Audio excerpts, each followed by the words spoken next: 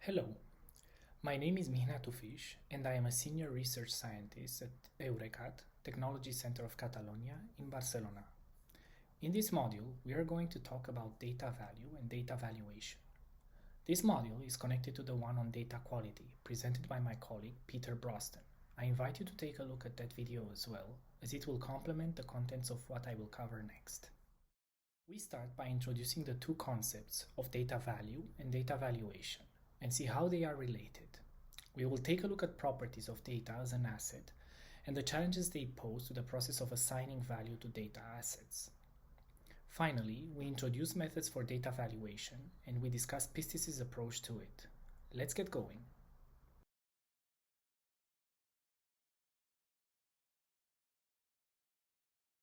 It seems that the first instances of monetary data valuation appeared in the follow-up of the events on 9/11. When some of the companies located at the World Trade Center lost significant amount of data. They tried to file claims with their insurance providers but were denied. Nevertheless, this cemented a certain organizational attitude toward the value of data, which has evolved up until today's data-centric giants. Take this interesting comparison. In April 2022, the market capitalization of Facebook was at $562 billion. At the same time, United Airlines, a company that operates a whole fleet of aircrafts, has lucrative routes linking several continents and owns airport operations, was capped at $16.5 billion, some 34 times less. At the same time, since late 2010s, big tech and data-centric companies are dominating the top 10 of most valuable companies, a ranking which until then was topped by energy and oil companies.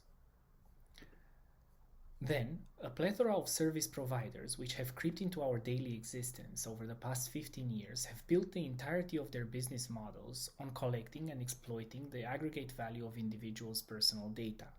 Meta, TikTok, and all social media would make no sense without detailed demographic, behavioral data, content interaction data. Amazon, Alibaba, Tencent, Temu rely on demographics, user preferences, and user interactions with products for delivering their marketplaces. Netflix, Spotify, and other streaming services optimize their content matching algorithms by looking at user engagement. While the data these companies are collecting would be valuable to any competitor, this goes beyond data transactions. These data sit at the core of each of these companies, and without it, they wouldn't even exist. So we begin to see how data value goes beyond data transactions, buying and selling it. This makes valuation complicated, and we will see that things don't get simpler. So, what is data value?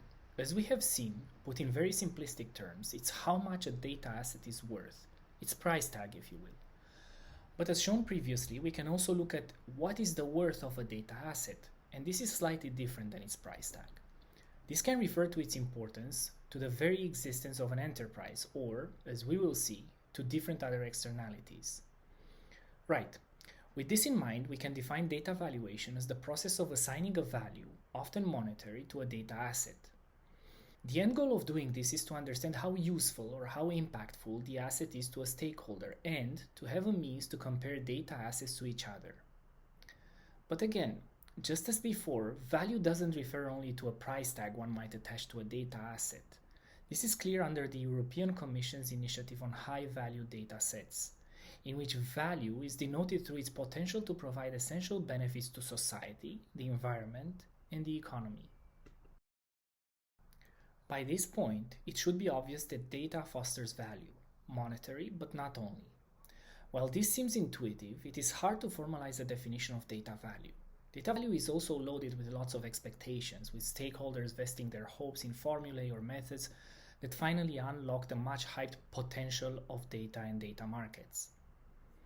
And the goal here is not only setting up the data economy. With most of it being built on personal data, the goal is to create a fair data economy, where individuals, as primary data providers, are not only passive subjects in the creation of data value, but actually reap more of the benefits than just infinite scroll for free.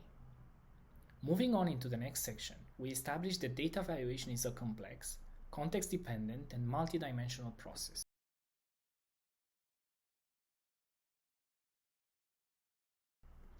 Much of the difficulty of data valuation comes from a potentially fraught view of data as an asset.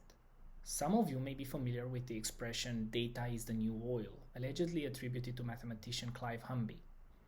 Michael Palmer expanded this by saying that much like oil, data gains value once it's constantly refined into more and more complex products. Oil transforms into chemicals, plastic, gas, and so on. With this refinement, it becomes more useful and generates more value. The data value chain starts from the raw data and moves into clean, processed data. This is then persisted and integrated into databases. From here, it is used to produce analytics. With these, domain experts can generate actionable insights and empower decision makers to take action, which finally, hopefully, produces value. This view has been challenged by Attard and colleagues, who theorized the concept of data value networks. They claimed that data doesn't transform in a linear manner. Instead, a stakeholder can intervene at any point over a distribution of a data product by means of specific actions and activities. Here you can see the activities defined by the authors: data discovery, curation, interpretation, distribution, and exploitation. From any data product, represented as a point in the diagram to the right, a stakeholder can initiate a new action, essentially creating a new value chain with multiple value chains, creating a network of value. This approach is certainly more realistic, even more since it's centered around data uses. However, it doesn't simplify the task of formalizing a data valuation method for quantifying the value of data. Researchers have in general tried to explain these complexities by listing the properties of data that make it different from tangible assets. The 2020 report on the value of data, published by the Bennett Institute for Public Policy at Cambridge, identifies two large classes of data properties: economic and informational. Let's take a look at the economic properties. Data is non-rival, meaning that many people can use the same asset at the same time without depleting it. This raises challenges when thinking in terms of data transactions or exchanges, which are at the core of data markets. Data varies on whether it is excludable or not. Data can be both a public good as well as a club good, and it all depends on exclusion rights or access policies. Data involves externalities. Some of these are positive, when a data asset is improved by combining it with another, whereas others are negative, the case of individuals being discriminated against by simply collecting data about them or their demographics. The idea is that different externalities increase or decrease the quantified value of data. The same happens with amassing large volumes of data. There are situations in which this increases data usability, hence its value. But there could be a tipping point from where more data simply doesn't help. Instead, it's incurring storage and processing costs. Data also has a large option value, meaning that despite not being useful at one moment, the development of new technologies could render it valuable in the future. Because of this, companies tend to amass heaps of currently not so valuable data, hoping that it will turn valuable into the future. Data collection has a high upfront cost. A data collection effort involves creating a methodology, an infrastructure, oftentimes including expensive hardware, and creating the processes for data management. It is also true that once this is in place, the cost of continuously collecting data becomes marginal. Finally, the use of data requires complementary investments in software, compute resources, and skilled people. Alternatively, data has a series of properties from an information perspective, which determines its usefulness in different contexts. First of all, subject matter, what certain data is about, and generality determine the scope and the range of applications data can be used for. Temporal coverage refers to the moments of time the data is referring to, and this drives the type of analysis and applications that can be developed with it: retrospective analysis, forecasts, or real time. Quality is a broad topic, with a lot of standard methodologies to support it. It usually refers to fitness for use and encompasses multiple data quality dimensions, with some of the standard ones being accuracy, completeness, consistency, validity, uniqueness. More on these in our video on data quality. Data may contain sensitive information, whether this is personal data, commercial or industrial secrets, national security, environmental, and so on. Such data may be valuable to an enterprise and competitors, but pose high risks in terms of managing it and sharing it, which may incur additional costs and affect its perceived value in either direction. Interoperability refers to the data's potential to link and combine with other data. The easier this is, the higher the value of data. Usually, data complying to standard formats and schemas have a higher degree of interoperability.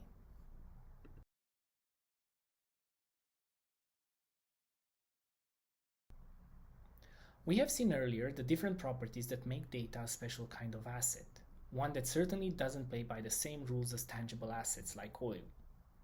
We have seen how some of these properties are definitely non-monotonic and can have very different impact on the value of data depending on the context. For the past 10 to 15 years, researchers and practitioners in the field of data valuation have been experimenting with a variety of methods for quantifying the value of data. Literature largely has it split in three main categories: financial methods, socioeconomic impact methods, and dimensional methods.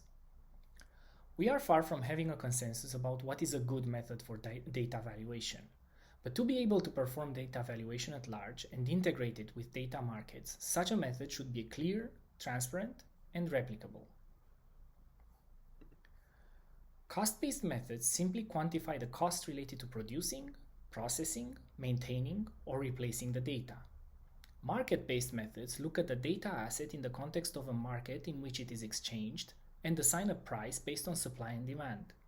However, this is very challenging if you remember from the discussion on data value networks, due to the many derivations that can be applied to the same data asset. Moreover, most current data markets don't benefit from a critical mass of participants such that they can produce reliable price settings. Income-based methods estimate current and future income derived from this data. One of the big limitations of financial methods is that they don't take into account externalities of data or future opportunities that may arise when technology evolves, two of the properties we have discussed before. The second category of methods takes into account socioeconomic factors, while still trying to link them to a monetary value. Benefit monetization defines the benefits that can be derived from the use of a data set and tries to quantify the monetary values of these benefits. This can be a very effective method for quantifying open data, such as census data, which could be used for elaboration of public health policies, disaster prevention, disaster management, and so on. For instance, the Office for National Statistics in the UK found that the policy benefits from using data from the 2011 census outweighed its cost. Impact-based methods look at how data availability influences socioeconomic outcomes, or the losses of not having the data available. Finally, dimensional approaches assess and quantify attributes inherent to data quality, data volume, data formats, and combine it with information about context and usage. The challenge here is to find a meaningful way to combine each dimensional score into a useful, transparent, and actionable aggregate data value score. In PISTIS, we adopt a multidimensional perspective, trying to encompass technical, contextual, business, and legal perspectives. The four main dimensions are broken down in several subsumed dimensions, each quantifiable via a metric. Two central data value dimensions are data quality and data utility. There are abundant instances in literature which connect data quality to data value. In fact, data quality is often seen as the most important driver of data value. In PISTIS, data quality assessment is computed over several core data quality metrics such as accuracy, completeness, consistency, uniqueness, timeliness. These scores are then aggregated under a unique data quality score. You can find out more about data quality assessment in our module on the topic. Market insights provide information about the exclusivity of a data asset. How many similar data assets are there on the market, and consider a history of transactions with said data assets. The legal and contractual dimension analyzes usage restrictions over data assets implemented in PISTIS as access policies. It also considers liabilities and risks of processing a certain data set, particularly those containing personal data, which in PISTIS is done by means of a re-identification risk analysis. GDPR compliance is also assessed, and corrective actions are recommended in case of non-compliance. Finally, context and business impact are considered. These are typically collected from asset metadata or user-filled forms and include information on processing purpose, the applications supported by the data, business value, and the industry sectors that benefit from the data asset. Individual scores of each composing dimensions are then aggregated in dimensional data scores, which finally aggregate under the PISTIS data value score.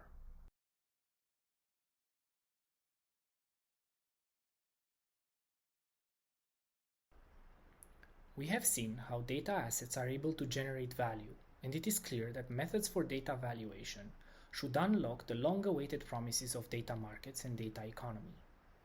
This is because data assets behave differently from tangible assets, both in terms of their properties, as well as the way in which they generate value in a rather non-linear way. We have also seen that there are already several data valuation methods, considering the most important perspectives: financial, socioeconomic, and dimensional. Unfortunately, many of them come without a formalism and are highly contextual.